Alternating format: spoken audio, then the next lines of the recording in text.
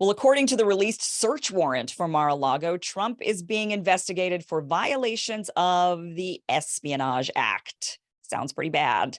Further leaked information to the Washington Post alleged the classified documents the FBI sought pertain to nuclear weapons. Sounds even worse. Now, we don't have much more information except that 11 sets of classified documents were retrieved from his home, ranging in classification from top secret, which is the highest level of classification, to confidential, which is the lowest, secret being the middle level classification. And apparently, 4 sets were labeled top secret, 3 were labeled secret, and 3 confidential. Now, the Trump team asserts that though the documents were labeled this way, they were no longer classified, that Trump himself declassified the information, something he has power to do as president. In fact, classification and declassification of any material or information comes from the president. He can assign others in other departments the ability to classify or declassify information on his behalf, but the authority is coming from the Oval Office. Now, the reason the classification matters is because if the documents were declassified, then theoretically, the information is no longer sensitive to national security or defense. And to be charged under the Espionage Act, the nature of the information matters. It must pertain to national security. Now, critics of Trump argue, who's to say he didn't declassify information that shouldn't be declassified? So many are saying the classification doesn't matter. Maybe he declassified the documents, but they still might be pertinent to matters of national security. And nothing in the Espionage Act refers to whether or not something must be classified. The Espionage Act was written during World War I, before the classification categories even existed. But then, regardless of whether or not the information was classified, if the documents were so important, why did it take the FBI this long to retrieve them? I mean, Trump hasn't been in office for over a year and a half. The documents were requested months ago, and the FBI went in to retrieve them just now.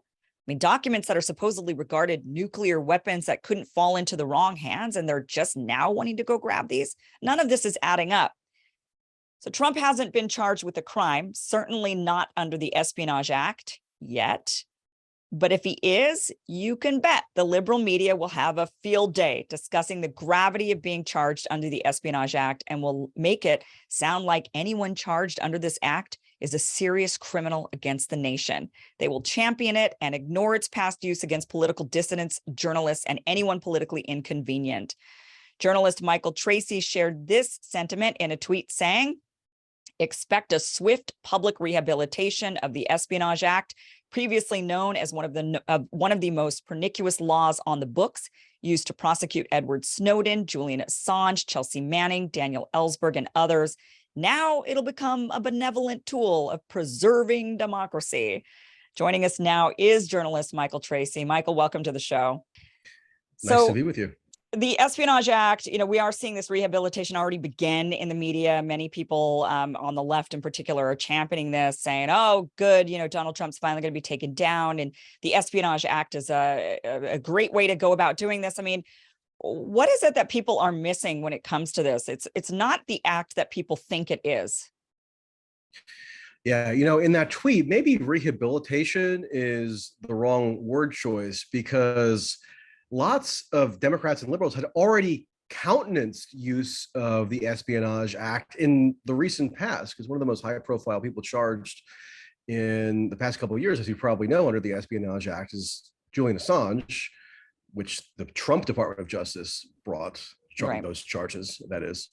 And by and large, that was accepted and even cheered by the kinds of liberals and progressives, with some exceptions granted. But overall, I think it's fair to say that the use of one of these fairly drastic state punitive powers against Julian Assange was generally embraced as worthy because of the political infractions that Assange was alleged to have committed by the sorts of people who might have in an earlier period have been wary of how the national security state can embroil targets using one of these extremely expansive and archaic statutes. So the Espionage Act first came on the books in World War I as a sort of wartime measure to stifle dissent, almost overtly. And that's what Woodrow Wilson manifestly said that he wanted to do in ushering through that act. And in fact,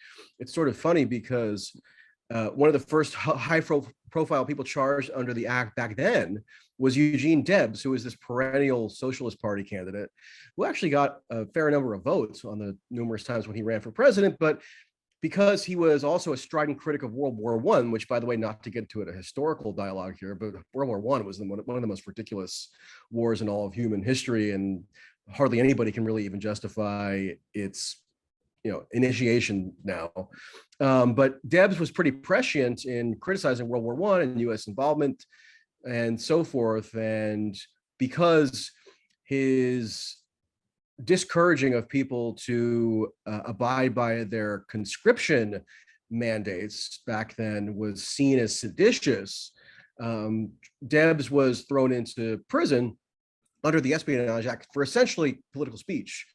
And Wilson said later that he would refuse to grant clemency to Debs, who was a past political opponent of his, meaning they had ran against each other in a presidential election in 1912. But Wilson nevertheless said that he would never grant clemency to Debs because Debs, in Wilson's estimation, was a traitor to his country. That was the exact quote. So there are some ominous historical parallels there, potentially, if it turns out that Trump, as a previous political opponent of the incumbent president and a likely future one, is being charged under the same rubric. Now, it wouldn't be the exact same criteria for charging as was applied to Debs back then, but it would be ultimately the same statute. And it's the statute itself that is completely antiquated, but really carries on just this broad-based power of the government to sort of arbitrarily decide to, on a whim, stifle opponents and claim that they're doing so on the basis of these individuals releasing embarrassing information that is technically considered, quote, classified.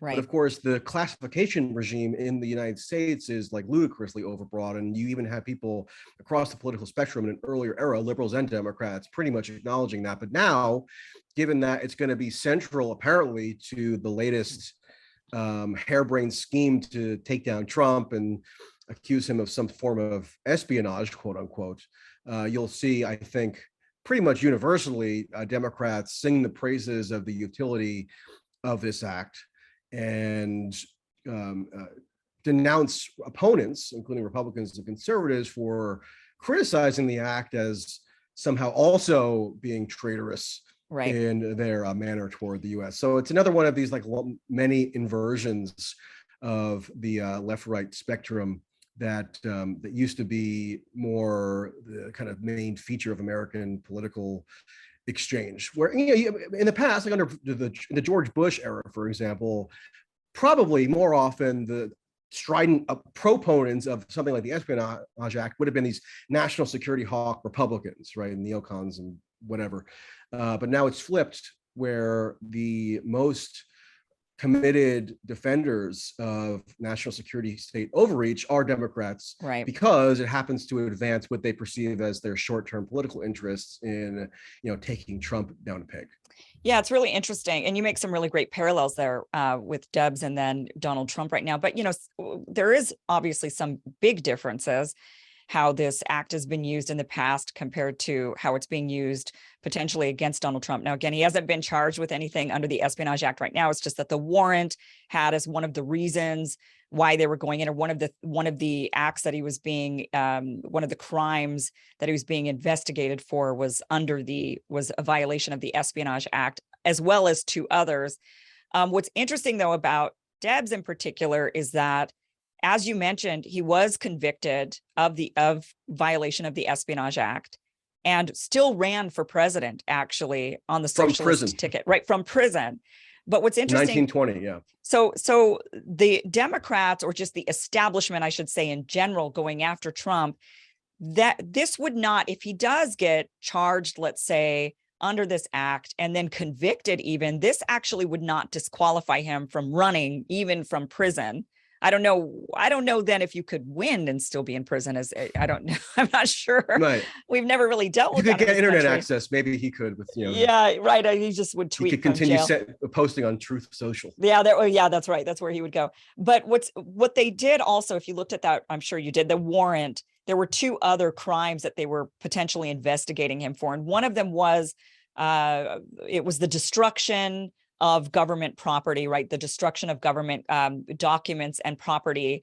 And that in particular, that section in particular that they're investigating him for, that one does actually bar you from running for federal office if you do get convicted under that particular, Yeah, I mean, there are pretty serious doubts, though, as to the constitutionality of the proscription that is within that federal code, as you mentioned, right. of this, violation of this particular law somehow uniquely disqualifies someone from seeking federal office. Because at least in terms of running for president, the Constitution sets out what the criteria is. You got to be 35, right, and you got to be a natural born citizen, et cetera.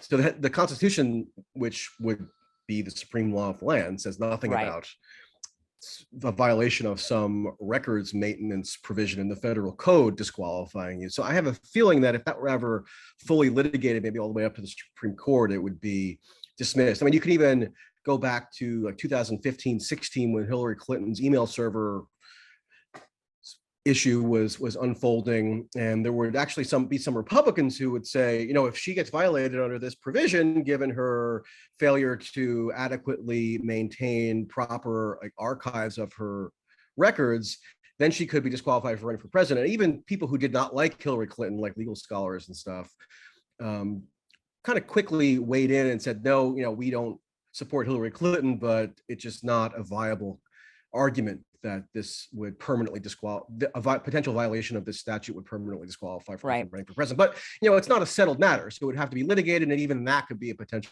political paradox for Trump if he were to run again. Sure, Michael, thank you for joining the show. Appreciate having you here and your perspective. Right, how can people find you? Well, Twitter, for better or worse, is a good place to find me at M. Tracy. Have a Substack, mtracy.substack.com. Okay. And, through one of those 2 things, you can pretty much find out what I'm up to. Excellent.